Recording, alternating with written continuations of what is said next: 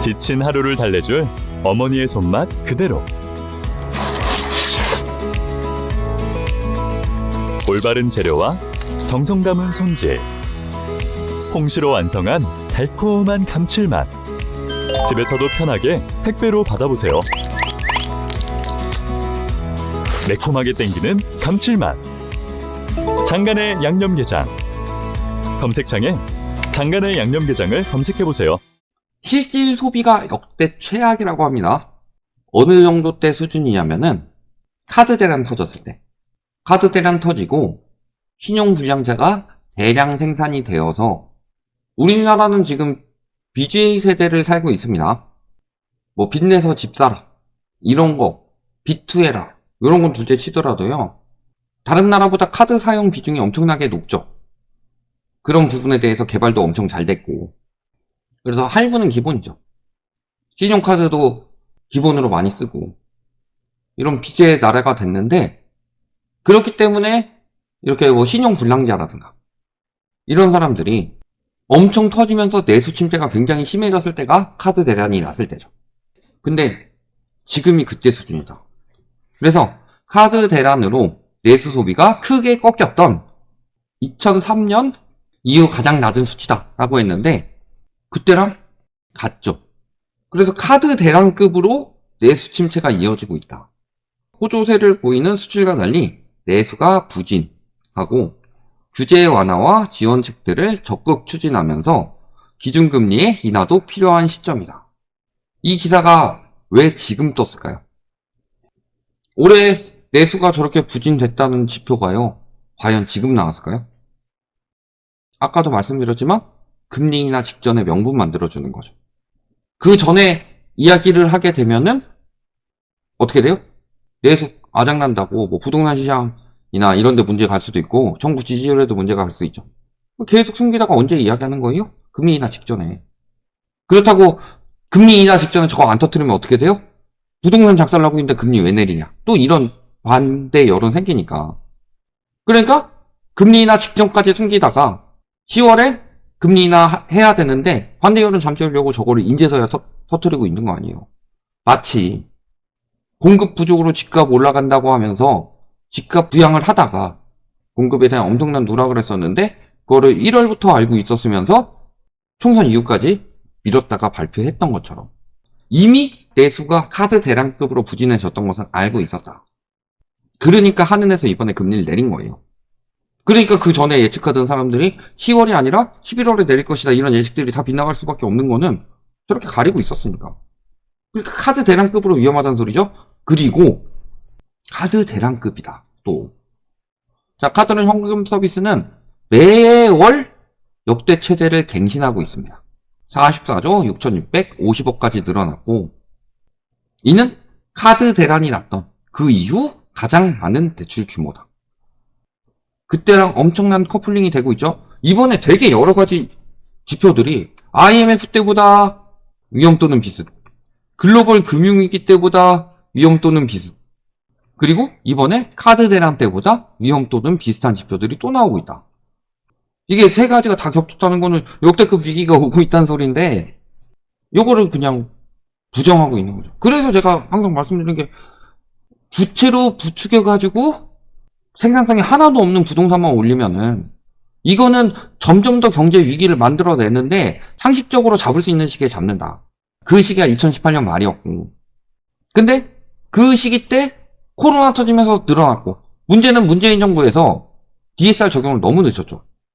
그리고서 코로나 터져가지고 확 부채를 더 늘려서 했으니까 우리나라 경제는 이제 걷잡을 수 없이 문제가 되었다. 요거를 제가 2019년 초창기 방송 때부터 계속 이야기를 했습니다. 그 이야기를 제가 지금 몇 년째 하고 있는데 그래서 터지면 위기가 더 커진다 더 커진다. 그래서 맨날 이야기하는 인간들이 집값 폭락하면 나라 망한다 이딴 이야기 하고 있는데요. 집값 폭락은 집값 폭등의 결과예요. 그래서 집값 폭등했기 때문에 폭락해서 정상화가 되는 거고 집값 폭등하면 할수록 나라 망한다. 제가 계속 이 경고 날렸는데 무시하고 집값 폭등시켰던 매국노들이 누구냐.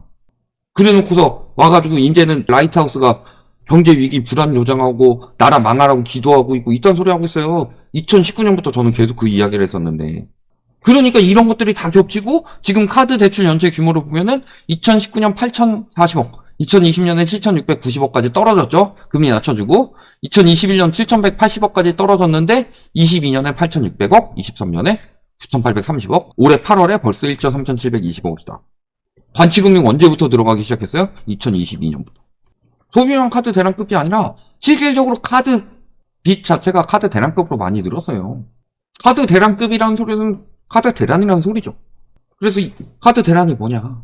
2002년에 터졌던 카드 대란에서 보면은 97년 외환위기 터지고 경제성장률에 작살 났었지만 99년에 회복이 되죠. 기저효과 영향이 있겠죠. 위기에서 벗어나는 듯 했는데 내수가 너무 안 좋으니까 내수 활성화를 위해서 카드 활성화 정책을 폈고 그러면서 카드 사용이 폭발적으로 늘었다. 근데 사용이 늘었다는 것 자체가 빚이 들고 있다는 소리죠. 그래서 카드 빚을 갚지 못해 신용불량자들이 된 사람들이 많아졌고 이때 2003년에 결국 터졌다.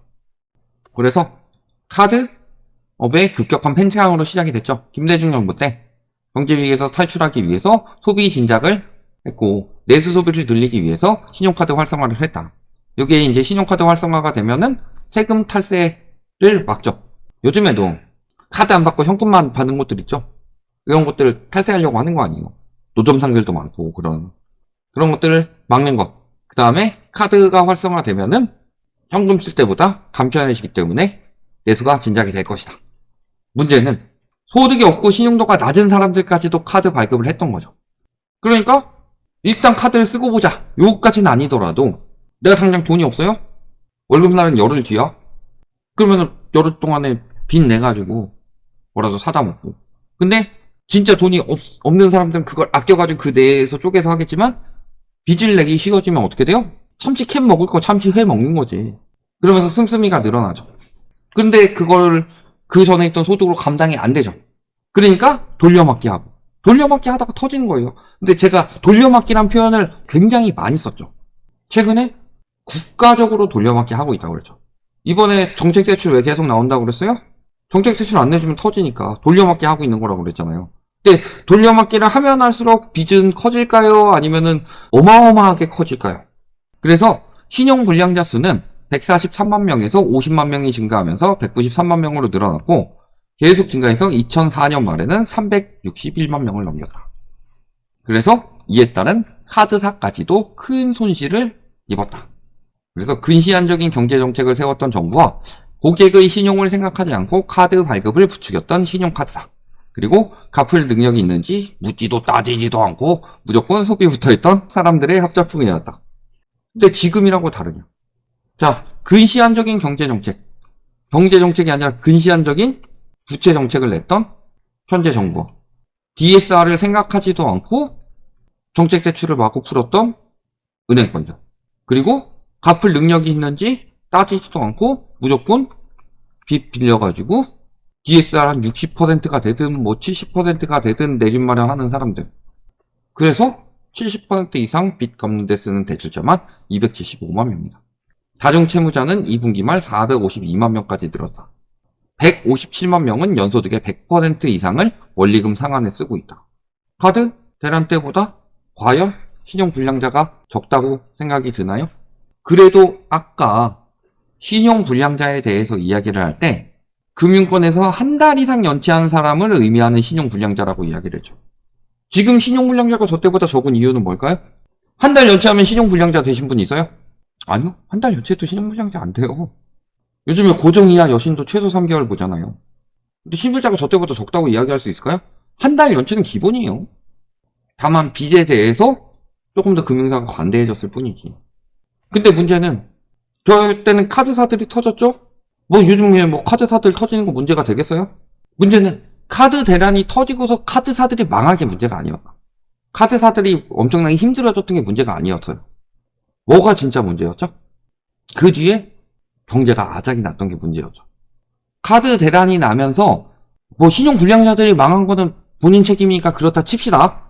근데 그러면서 소비 여력이 확 떨어져서 실질 소비가 떨어지니까 경제가 계속 안 좋아졌던 거죠. 근데 문제는 2003년 이후 최대라고 그랬어요. 그러니까 그 다음에 2004년보다 지금이 더 심각하니까 2003년 이후 최대라고 하는 거죠. 근데 문제는 그럼 2024년이 끝이냐? 2025년에 더 회복이 될까? 안 될 것 같습니다. 월급만 안 오르고 빚은 늘고 재산 증식은 막히면서 소비 여력 갈수록 악화. 요거 은근히 꼽사리 껴놓고 있는데 2022년에는 소비가 그래도 늘긴 했었는데 23년부터 떨어졌습니다. 집값 부추겨가지고 소비 여력이 떨어졌는데 은근히 재산 증식 껴놓고 있어요. 요거는 물론 증식되면 되겠지만 부동산 재산은 얘기가 다릅니다. 부동산은 뺄 수 없는 돈이기 때문에. 그래서 핵심은 요거죠. 임대료가 치솟던 인기 상권. 홍대 입구 유명했죠? 근데 여기도 지금 문 닫는 곳들이 어마어마하다. 소매 판매 지수는 9분기 연속 하락했고 가계 순자금 유형 규모도 분기마다 뚝뚝 떨어지고 있고 코로나 팬데믹 때보다 더 힘들고 IMF 때보다 더 힘들다. 그러니까 금리 내린 거예요. 근데 보통 이 정도 경제면은 우리나라 비컷 한다고 해도 문제될 게 없는데 그래서 보통 경기 침체랑 부동산 침체가 같이 되기 때문에 그때 비컷 해가지고 부동산 급격히 떨어지는 건 연착륙으로 막고 경제를 조금씩 살려가는 이런 정식으로 가는데 경기가 침체되건 말건 빚내가지고 부동산 사세요 해가지고 주거 안정시킨다고 DSR 60%, 70%, 80% 빌려주면 그게 무슨 주거 안정이에요. 주거 때문에 주거지. 그러니까 지금 부동산은 미쳤고 경제는 침체돼서 부동산 때문에 금리를 확 내리지도 못하는 이 경제를 만들어낸 거다. 그럼에도 불구하고 부동산 가시적인 긴축이 제대로 일어나지도 않았는데 금리 왜 내렸겠냐. 카드 대란 때 이상으로 경제가 안 좋고 카드 대란 때 급으로 신용불량자 나올 상황이고 카드 대란 때 급으로 금리가 높은 카드 빚이 늘었다는 소리다. 제가 괜히 경제위기 금융위기 이야기하는 거 아닙니다. 대비하라고 말씀드리는 거예요. 위험 조정하고 막 이러는 게 아니라 맨날 이런 위험 이야기 나왔을 때 알려진 위험은 위험이 아니다. 트럭이 달려와요. 나한테. 누가 봐도 위험하죠. 근데 난 트럭이 오고 있는 게 저게 보여. 그러면은 트럭이 오면 옆으로 피할 준비를 해야 되죠. 근데 트럭이 오고 있는 걸 내가 보고 있고 알려진 위험은 위험이 아니다 해가지고 트럭 오는데 계속 걸어와 봐라 트럭 오는 쪽으로. 결과는 어떻게 되냐. 여기까지 말씀드리겠습니다.